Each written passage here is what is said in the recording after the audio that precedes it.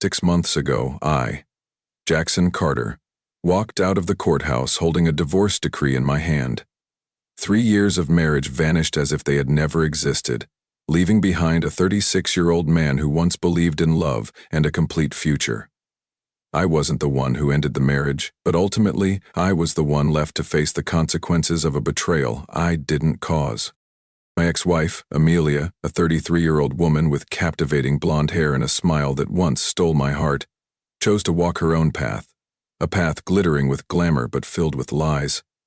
I found out that Amelia had been cheating with her wealthy boss, Harrison Blake, a powerful 45-year-old man who owned one of the largest tech companies in the region. What hurt me more than the betrayal itself was knowing she got pregnant with his child shortly after our divorce. When Amelia confessed everything, I still remember the icy sensation crawling down my spine, her eyes cold and empty enough for me to realize the woman standing before me was no longer the person I had once loved. "I can't endure this boring life anymore, Jackson," Amelia said coldly, without a hint of hesitation. "You're always stuck with your engineering work, while Harrison, he knows how to truly live.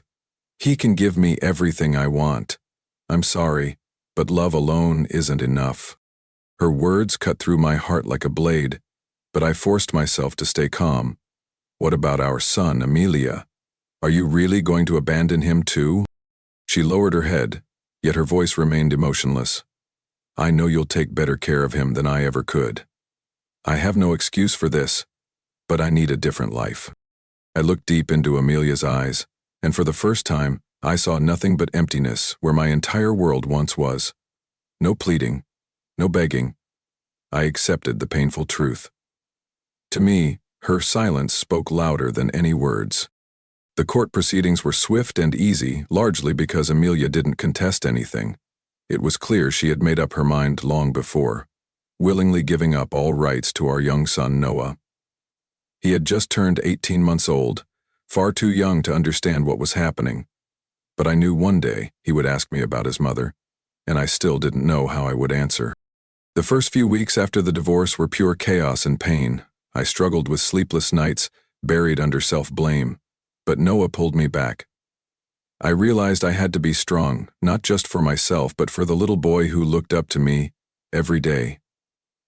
Noah became the reason I woke up every morning, the reason I kept moving forward, searching for meaning in a life that had seemed utterly shattered. As for Amelia, she moved in with Harrison Blake, in a luxurious mansion atop Laurel Heights, where the wealthiest of the wealthy lived. Through mutual acquaintances, I learned that Amelia announced her pregnancy just a few weeks after our divorce was finalized. It made me realize, perhaps she had never truly loved me the way I thought she did. Once the dust settled, I had full custody of Noah with no resistance from Amelia.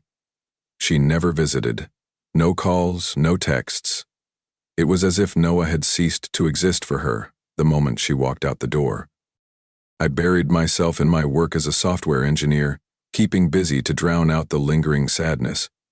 Work was going well, allowing me to provide for Noah, but some nights, when the world was silent, the pain of betrayal still throbbed quietly inside.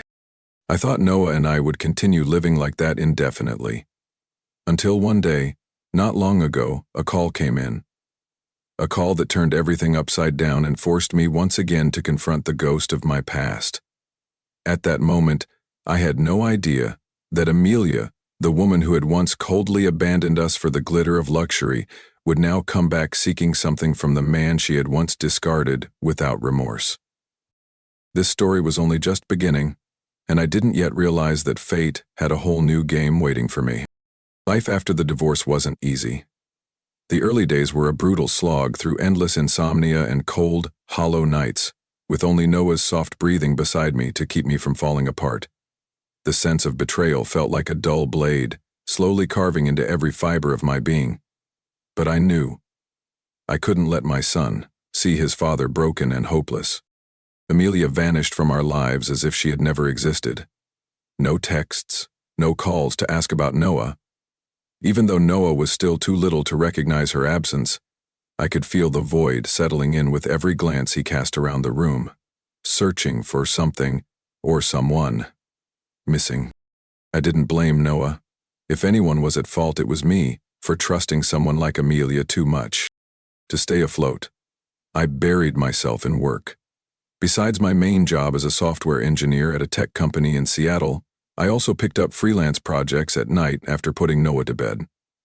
My schedule was suffocatingly busy, but at least it kept my mind off the heartache. Every morning, I dropped Noah off at daycare near my office before diving back into a world of code and algorithms. Sometimes, seeing other families, moms and dads picking up their kids together, stung more than I cared to admit. But I swallowed that ache, reminding myself that I could still give Noah a full, happy childhood, even without a mother in the picture. During that time, I started working on myself in ways I never had before. I signed up for a fitness class, determined to get back into shape after years spent slumped in front of a computer. I revamped my diet, cut back on late nights, and carved out quality time for Noah every weekend. Slowly, the old wounds began to heal, although some nights, when the house was still, they still ached like an old scar. One thing I couldn't ignore: since moving to our new apartment in Westlake, Amelia hadn't once tried to reach out to Noah. She had the legal right to visitation, but she never once exercised it. Deep down, I was both angry and grateful. Her absence, at least, spared Noah from the chaos of divided loyalties. About 3 months after the divorce, I got a call from my mother. Her voice carried a hint of concern. "Jackson, I ran into Amelia's sister at the grocery store today. Sounds like Amelia's pregnant again." I froze. "Are you sure?" I asked, skeptical. She said it herself. "Amelia's living with Harrison Blake in Beacon Hill, but it doesn't sound like things are going as smoothly as she hoped." I muttered a vague acknowledgement and ended the call quickly. The news felt like a cold gust of wind hitting my chest. I no longer loved Amelia, that much I was sure of, but the bitterness of how she had abandoned Noah in pursuit of shallow dreams still weighed heavy on my heart. Time passed. I gradually adjusted to life as a single father. I learned how to braid Noah's hair, how to pick out toddler clothes, even how to nurse him through midnight fevers without panicking. Every little milestone Noah reached became a private victory, a testament to what we could overcome together. And then, something unexpected happened. One February evening, while I was folding laundry in the living room and Noah was playing with his toy cars, a soft knock sounded at the door. It was hesitant, almost reluctant. I peeked through the peephole. It was Amelia. Blood rushed to my head, my chest tightening. My first instinct was not to open the door. But then I looked at Noah, innocent, oblivious, and realized I couldn't keep running from my past. I opened the door. Amelia stood there, her hair a mess, her face more worn than I had ever seen. She was cradling her heavily pregnant belly. Her eyes, once filled with arrogance, now brimmed with something entirely different. Fear. "Jackson," she whispered, voice trembling. "I need to talk to you." I stood still, my gaze cold, not inviting her in. "What do you want?" I asked, my voice openly indifferent. Amelia swallowed hard, her eyes red and swollen. "It's about our child," she stammered. I frowned. "Her child?" That answer felt like a sharp needle stabbing into my heart. A bad feeling crept through every vein, and I knew tonight wouldn't end with just a casual conversation. I tightened my grip on the doorknob, took a deep breath. "Come in," I said, my voice cold as steel. The storm had just begun. Amelia sat down on the chair across from me, her hands clasped tightly together, as if trying to hold herself together. Noah kept playing with his toys, blissfully unaware that this conversation was about to change our lives. "Jackson," she started, her voice trembling. "I know I've hurt you, and Noah too. I don't expect forgiveness, but I need your help." I crossed my arms, my eyes locked coldly on her. "Help? What do you want?" Amelia bit her lower lip, clearly wrestling with herself. After a moment, she finally gathered the courage to speak. "Veltran, I want you to claim this baby. Put your name on the birth certificate." For a moment, time seemed frozen. I let out a short, humorless laugh. Are you serious? Amelia nodded, her eyes pleading.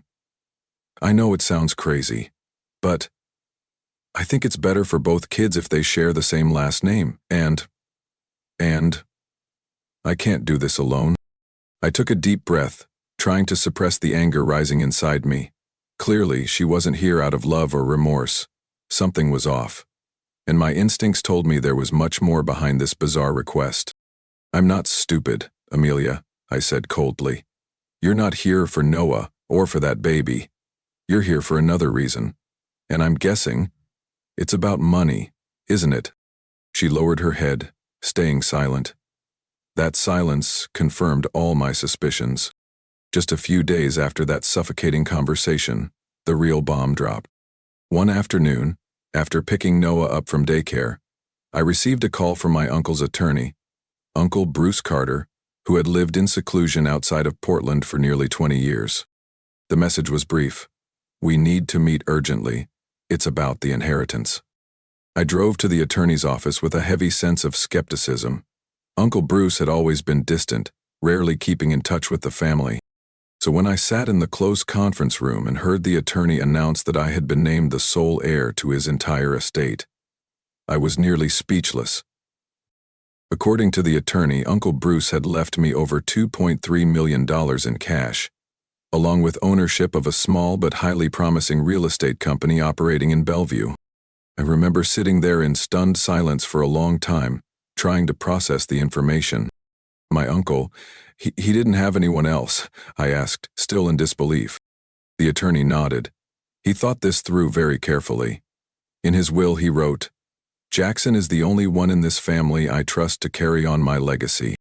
Driving home that evening, my mind swirled with numbers and possibilities. I didn't have to stay in my rented apartment anymore. I could buy a new house, give Noah a better life, and if I wanted, I could quit working altogether and spend all my time raising my son. But that joy was short-lived. Only 3 days later, Amelia showed up at my doorstep again. She wasn't alone. She carried a thick stack of documents. Before I could ask anything, she spoke first. I know, Jackson. I know about your inheritance from Uncle Bruce. I narrowed my eyes at her, a cold chill spreading through my body. How do you know? I asked sharply. Amelia shrugged, pretending to look innocent. A mutual friend. Maybe they slipped up. I clenched my fists, every muscle in my body tightening with anger. I had been extremely careful, only telling a handful of my closest friends, yet somehow the information had still leaked. Amelia took a step closer, her voice unnervingly sweet. I'm not asking for much, Jackson, just help me. Help the baby have a proper name. And in return, I won't cause any trouble. Won't fight for custody of Noah. I let out a dry laugh. You think I'm that stupid? I asked, my voice icy. Amelia froze, clearly not expecting such a blunt rejection. But I was no longer the naive man she once knew. The anger inside me smoldered like hot coals, ready to ignite. The only question burning in my mind was, who betrayed me this time? And I swore I would find out. The game wasn't over. It was only just beginning. I stared at Amelia for a long moment, the seconds stretching like an eternity. She stood there, face feigning calm, fingers nervously fiddling with the stack of documents, like she was about to propose some harmless deal. But I knew better. Behind that facade was a carefully calculated plan. Amelia glanced at Noah, who was busy playing with his toy cars in the living room. A forced smile flickered across her face.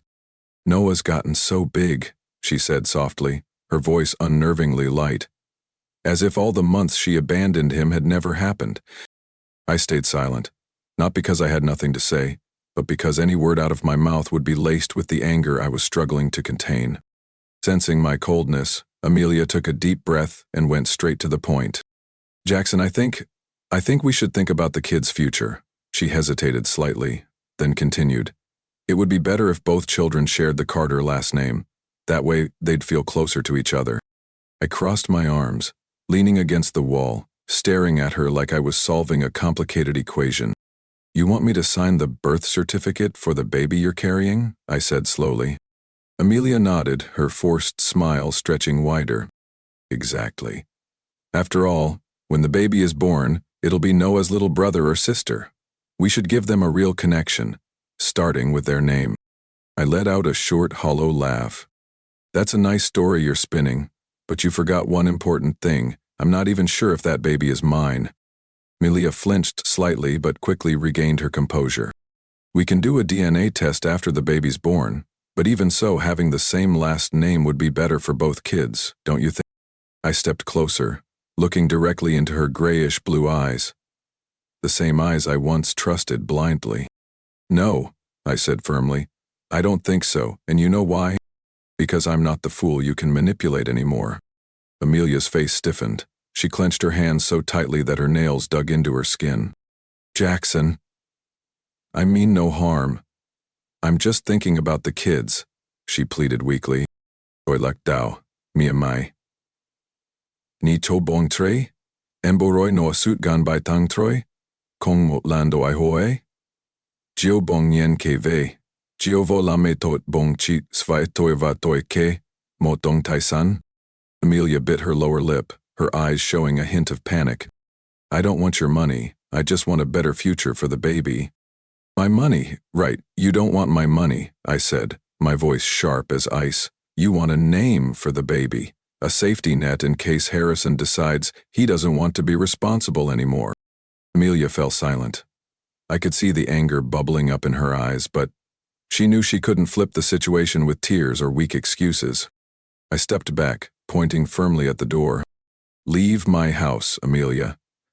And don't ever come back unless you have something real to say. She stood frozen for a long moment, as if debating whether to keep begging. Finally, Amelia turned around and walked out without saying another word. As the door closed behind her, I let out a deep breath, feeling some of the pressure in my chest lift. I knew this wasn't over. Someone like Amelia wouldn't abandon her plans so easily, and this time, I would be more cautious than ever. That night, after putting Noah to sleep, I sat silently by the window, staring out at the glittering city lights. A growing sense of unease twisted in my chest.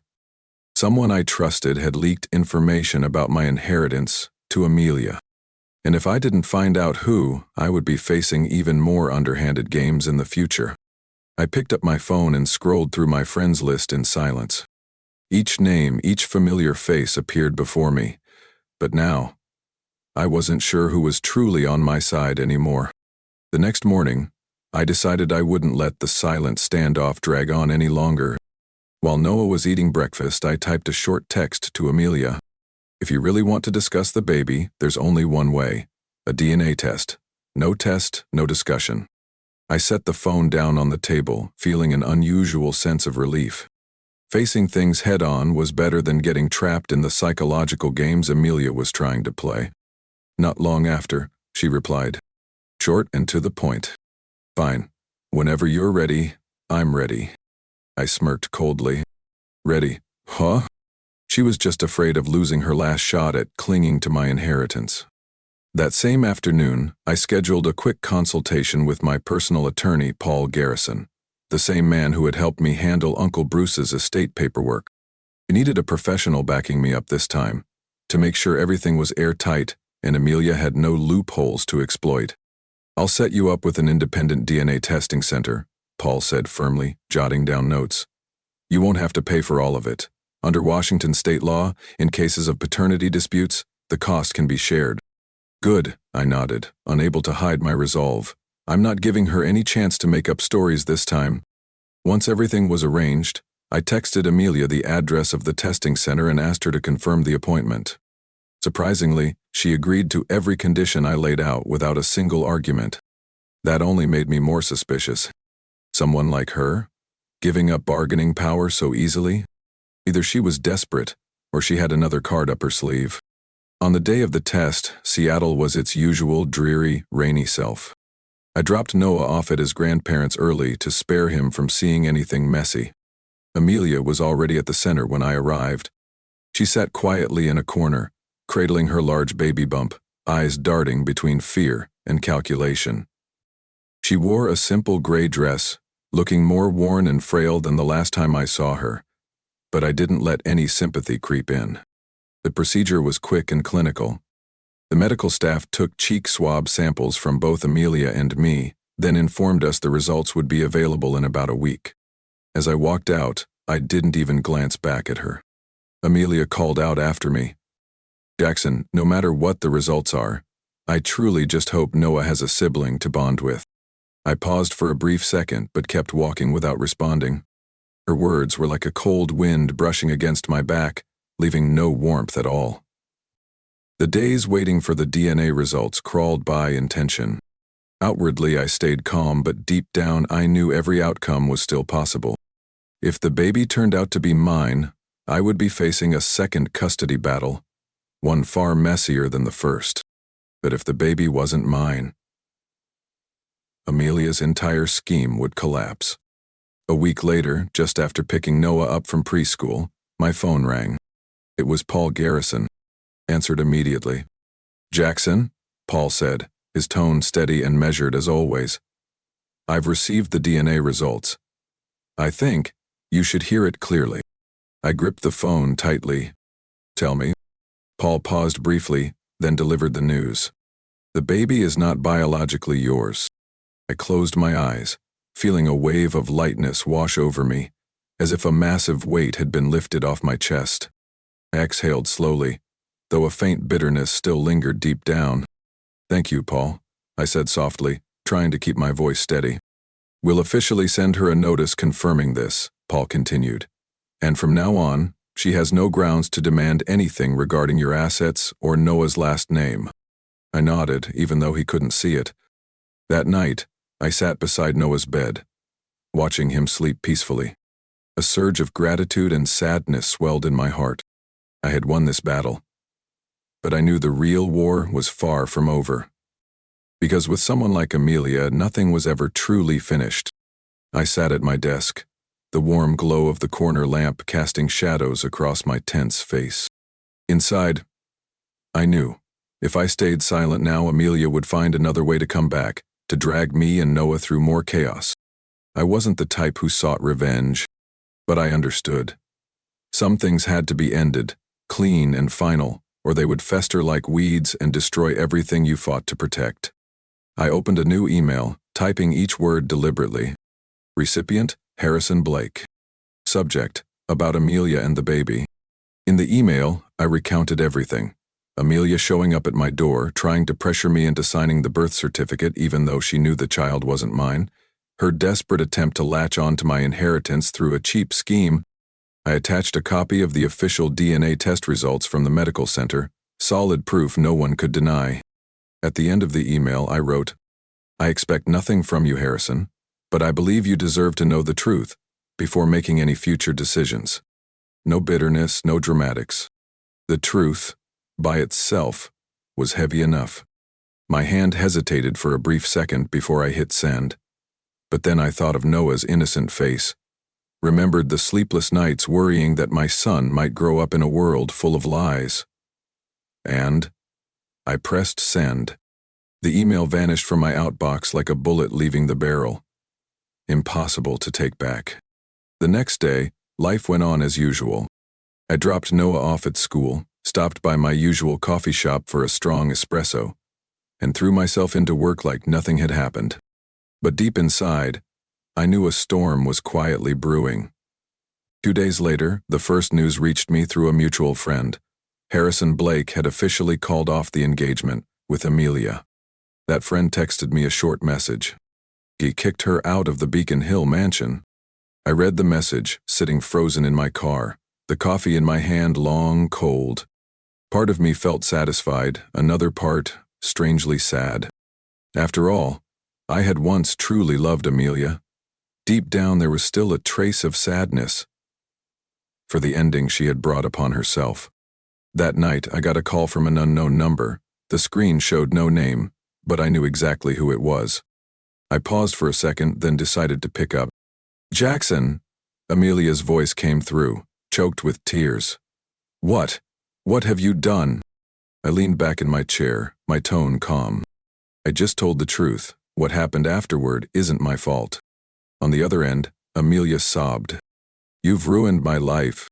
I closed my eyes, speaking each word slowly. You ruined your own life, Amelia. I simply refuse to let you ruin mine. There was a soft sniffling sound, then the line went dead. I set the phone down on the table, my heart not as light as I had expected. But I knew I had done the right thing. Protecting Noah was the only thing that mattered. In the following days, Amelia disappeared almost completely from my life. No texts, no tearful acts, no desperate schemes. A week later, I heard from another friend that Amelia had left Seattle, moving back in with her family in the suburbs of Spokane, heavily pregnant and nearly penniless. Not only had Harrison canceled the engagement, but he also demanded she return all the expensive gifts he had given her, including the flashy sports car she once bragged about everywhere. I didn't laugh. I didn't gloat. It was simply karma, and she had to bear it herself. As for me, I poured my energy into work, into Noah, and into rebuilding a life from the wreckage. I bought a small house in the northern suburbs, with a big backyard where Noah could run wild, and an old oak tree where we could hang a hammock and read in the afternoons. Life was beginning to breathe again, the way we deserved. But deep down I understood that this peace was still fragile. Because with people like Amelia, storms could come back at any time, whenever they caught the scent of opportunity. And I had sworn, if she ever dared to return again, I wouldn't just defend myself. I would end it, once and for all. Just a few days after Harrison cut all ties, Amelia launched a smear campaign against me on social media.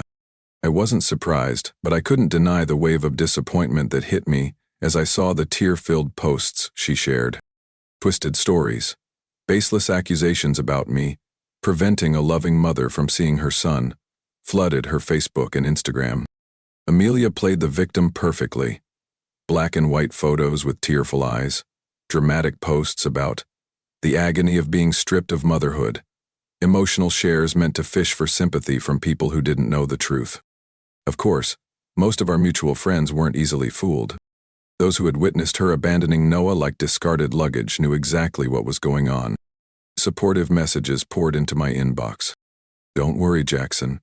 Everyone knows she's acting. You did the right thing.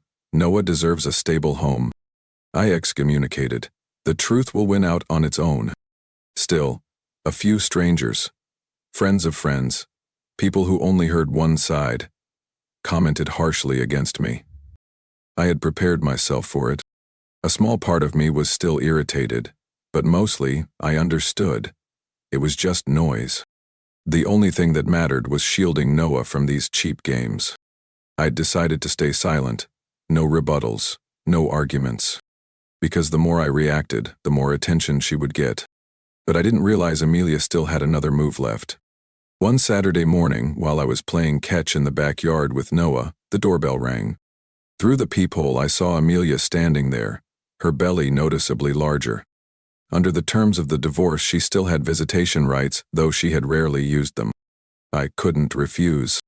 I opened the door, my eyes wary. "Hi, Noah," Amelia said sweetly, forcing a tender smile. Noah hesitated for a few seconds, then ran to cling to my leg, staring at Amelia with a puzzled look. Amelia stepped into the house, her eyes quickly scanning the living room as if memorizing every detail. I lifted Noah into my arms and said coldly, "You're here to visit your son, right? We stay here, no taking him anywhere." Amelia nodded, but I noticed her clutching her handbag tightly against her side. About 10 minutes later, while I was making Noah's milk in the kitchen, I heard the faint click of a phone camera from the living room. We stepped out, and just as I suspected, Amelia was secretly recording a video of herself sitting next to Noah, trying to stroke him, coaxing him to call her mom. I clenched my fists so hard my knuckles turned white. "What do you think you're doing, Amelia?" I asked, my voice low and dangerous. Amelia jumped, forcing a nervous smile. "I just wanted to save some memories. To show Noah later." I strode forward, snatched the phone from her hands and shut the camera off. "Don't think I don't know your real intentions," I said coldly. "You want evidence to keep spinning your lies online, don't you?" Amelia's face flushed bright red. She stammered something, but I had no patience left. "Your visit is over. Get out of my house," I said, my voice sharp as a knife. Amelia hesitated for a few seconds, then reluctantly left, hatred flashing in her eyes. That same afternoon I called my lawyer, Paul Garrison, and told him everything. "I want a file for supervised visitation only," I said firmly. "I can't let her keep using my son for her dirty schemes." Paul agreed immediately.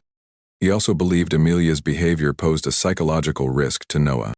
"We'll file the paperwork this week," Paul promised. "You did the right thing, Jackson. Don't let her destroy the peace you and Noah fought so hard to rebuild." I ended the call, my heart heavy, but more determined than ever. I will fight to the end. For Noah. For the truth. For a peaceful life free from lies.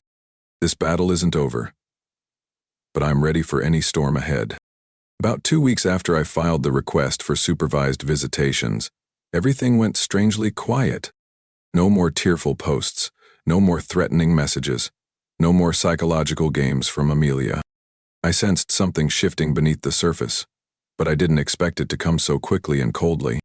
One Tuesday afternoon, just after picking Noah up from preschool, a courier arrived at my door, handing me a thick envelope. Sender, Amelia Whitmore. My heart skipped an uneasy beat. I opened the envelope, and after just a few lines, my heart sank. It was Amelia's petition to relinquish all parental rights over Noah.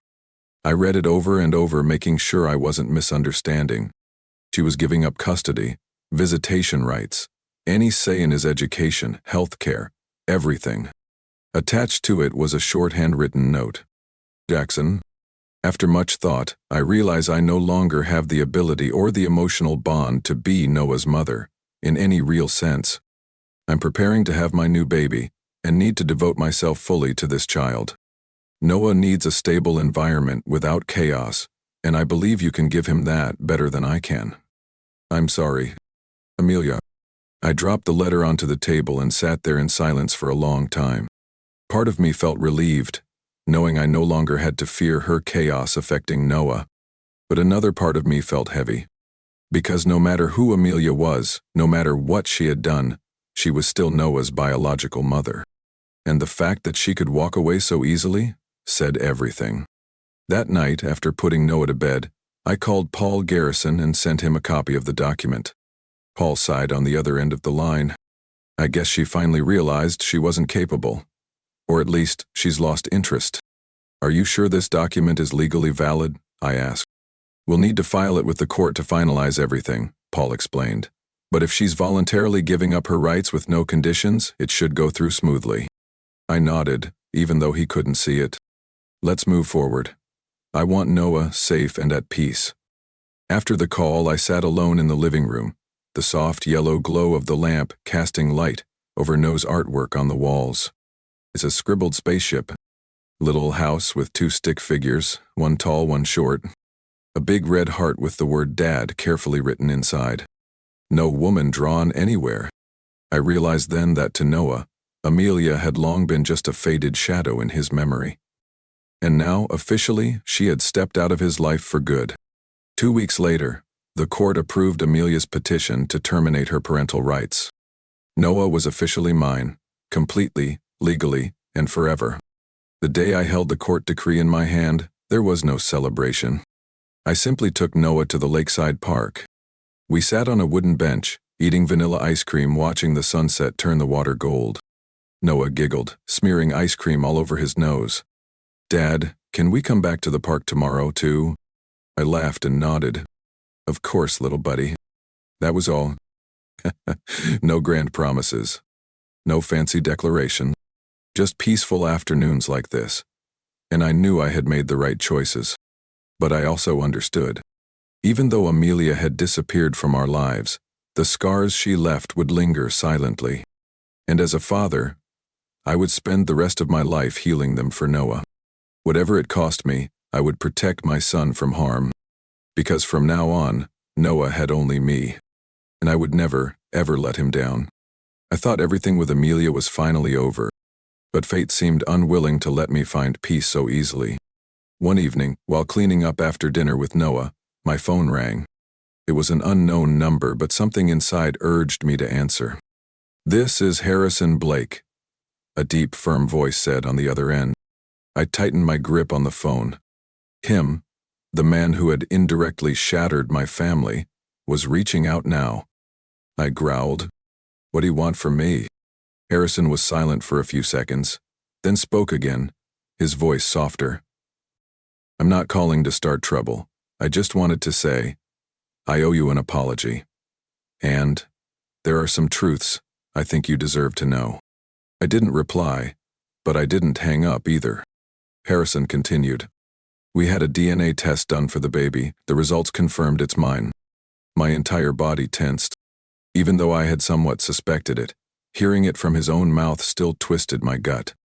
"Good for you," I said, my voice dripping sarcasm. "No," Harrison said quickly. "You don't understand. Amelia, she knew the results before she even approached you?" I held my breath. "As soon as we got the internal test results, I told her clearly that we would take responsibility for the child," Harrison continued. "But she still deliberately went to you, tried to convince you to put your name on the birth certificate. She hoped that if she could tie you legally to the baby, she'd have financial leverage, despite knowing full well the child wasn't yours." I leaned back against the wall, my heart pounding. "And I also recently discovered," Harrison added bitterly, "she had plans to fight me for custody if things didn't go her way. She was planning to use the baby as a bargaining chip." I stayed silent, feeling a deep wave of anger and disgust. Once again, Amelia had proven that she cared about no one but herself. "You deserved to know," Harrison said. "I know I was wrong about a lot of things before, but at least this time, you should have the full truth." I closed my eyes, letting out a slow, heavy breath. "Thanks," I said curtly, and hung up. I set the phone down on the table and stood there for a long moment, watching Noah play with his Lego blocks. My heart weighed down.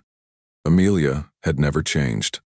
Even carrying a new life inside her, she still saw everyone around her only as tools to get what she wanted. The more I thought about it, the more it made my skin crawl. If I had been weak, if I had agreed to put my name on that baby's birth certificate, what would have happened? She would have tied me into endless legal battles, used Noah, used the baby, all for money and power. I shuddered at that thought, but luckily I hadn't fallen into the trap. That night, after Noah fell asleep, I sat by the window, gazing out at the city lights, a stronger determination rising within me than ever before. I would not let anyone, not even ghosts from the past like Amelia, ever touch Noah's life again. Whatever Amelia planned next, I was ready. A new chapter was waiting for Noah and me ahead, and I swore I would write it with all the strength and determination forged in my darkest days. News of Harrison and Amelia officially parting ways reached me not long after that call. A mutual friend told me that as soon as Amelia's schemes were exposed, Harrison had no choice but to sever all ties. Still, Harrison announced he would take full responsibility for the child. He hired a lawyer and began preparing all necessary legal steps to ensure the baby would have a stable life, even without a real maternal presence like Amelia's. According to my friend, Harrison made it clear. He would retain full custody, cover all expenses, but only under one condition. Amelia would have no right to interfere in the child's life moving forward. It was strange. A man who had once intruded into my family was now another victim of Amelia's endless ambitions. But I held no resentment anymore. Each of us had paid our own price. As for me, my petition to confirm sole custody of Noah was also approved by the court after just a few short weeks. The day I received the court order, I hugged Noah tightly, my heart swelling with a mix of relief and bittersweet emotion. From now on, every decision about Noah's future would be mine alone. No one else could threaten or hurt us anymore. Soon after, I decided to follow through on a plan I had long been dreaming about, moving out of the old apartment, filled with too many painful memories, and starting a new chapter for the two of us. I bought a small house in the suburbs of Redmond, where the maple trees blaze gold every fall, where a big park is just steps away, and where some of the best schools in the city stand. The house had a spacious backyard, perfect for Noah to build forts, plant vegetables, or simply fly kites on breezy afternoons. On moving day, Noah ran from room to room, laughing joyfully. The sparkle in his eyes was the purest excitement I had seen from him in so long. I leaned against the doorway, watching him, feeling overwhelmingly grateful. Finally, we had a real home. Financially, I was stable enough now that money was no longer a worry. The inheritance from Uncle Bruce, along with the steady income from the real estate company, allowed me to cut back my software engineering work and spend more time with Noah. Each morning, I dropped Noah off at school, then stopped by my favorite coffee shop nearby, reading or doing freelance work. Each afternoon, I picked him up and we cooked dinner together, built Lego castles, or simply curled up on the couch reading bedtime stories until we both dozed off. No more sleepless nights filled with anxiety. No more threatening messages or disruptive drama. Just me and Noah, two souls connected by the strongest bond, unconditional love. One late afternoon, as the sunset bathed the backyard in orange, Noah ran up and threw his arms around me. "Daddy, I love you the most in the whole world." I bent down and hugged him tightly, my throat tightening. "I love you more than anything in the world too, buddy," I whispered. In that moment, I knew every sacrifice, every wound I had endured, was worth it. And even though life ahead would still have unknown turns, I was sure of one thing. With love, patience, and unwavering determination, I would give Noah the joyful childhood he deserved. It wasn't a perfect life, but it was real, built from loss, from lessons, and above all, from an undying hope. From the deepest scars, Jackson found the strength to rise and rebuild life for himself and his son. He realized that true happiness doesn't come from flashy promises or grand gestures, but from perseverance, unconditional love, and the courage to walk away from toxicity. Through sheer will, Jackson turned pain into strength, loss into rebirth. His story is a powerful reminder that as long as we don't give up, true happiness will always be waiting at the end of the journey. What do you think about Jackson's journey and the choices he made? Share your thoughts below. And don't forget to follow the channel to keep exploring more real, inspiring stories about love, family, and growth.